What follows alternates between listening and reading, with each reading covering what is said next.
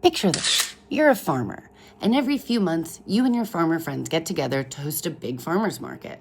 One day, some adorable aspiring farmers get home from school and come to your market. They've never grown a crop in their life, but they like what you're doing. They've got a million questions, and you're happy to help because you believe in community. And more farmers at the market is always a good thing. You work together, you help them get everything off the ground, and you hype them up the whole time. But then you start to notice something weird. Every time you schedule a market, the young farmers also schedule a market. And at first, you think it's just a coincidence and give them the benefit of the doubt. But then you start to hear some rumblings. You overhear some conversations. And then one of your farmer friends asks directly, and you learn it's a specific, intentional decision. The kids you helped get started now want to see everyone else fail. Fucking wild, right?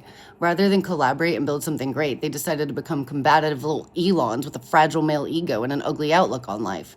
They start telling folks the farmers markets are oversaturated and schedule pop-ups to coincide with the exact dates and times as other markets, whose schedules were released months in advance.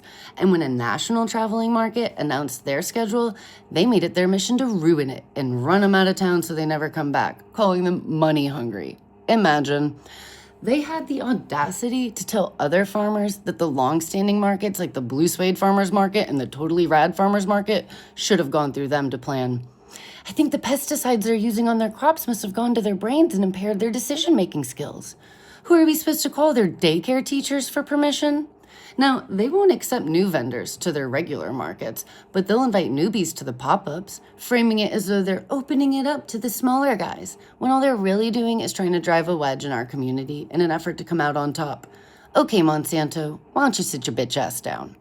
This story is obviously not about farmers markets. It's about the shitty, entitled little kids running the Memphis Vintage Market. When you try to turn our community into a competition, no one wins. Sales are lower for all the vendors at all the markets, and shoppers and vendors are forced to choose where to go. Your market is nothing without the vendors.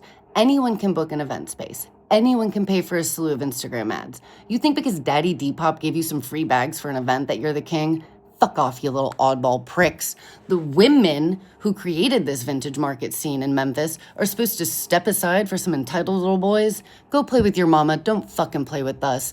Change your diaper, put a little cream on that rash, and understand that we're not gonna sit idly by while you try to take ownership of a space you don't even belong in. You wouldn't know a single stitch t-shirt if your mommy used it to wipe the baby food off your fucking mouth. You're trying to make a buck off the back of the people? Well, I'm gonna speak for the people. We are sick of you. We are sick of your shit. Take our city's name off your market. You don't represent Memphis. Your values align better with a fast fashion brand, pretending you're luxury when you're nothing more than trash, cluttering up our space with your bullshit. It's deliberate, it's destructive, it's disheartening, and it's disingenuine. Fuck you.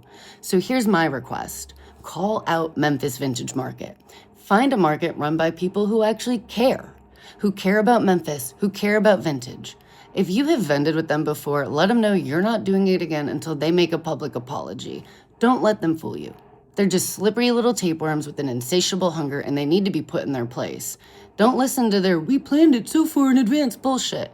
They just released an application 5 days in advance for a market that they are only doing as direct competition to Mint Condition and Tennessee Vintage Fest that are happening the same day. Oh, and spoiler alert, they haven't announced it yet, but they're booking over Totally Rad in July because they think they can run them out of town so they never come back. With all that being said, don't forget to swing by Tennessee Vintage Fest downtown and Mint Condition Vintage Market this weekend, where everyone is welcome and no one is trying to turn vintage into whatever the fuck they're doing over there. Thanks.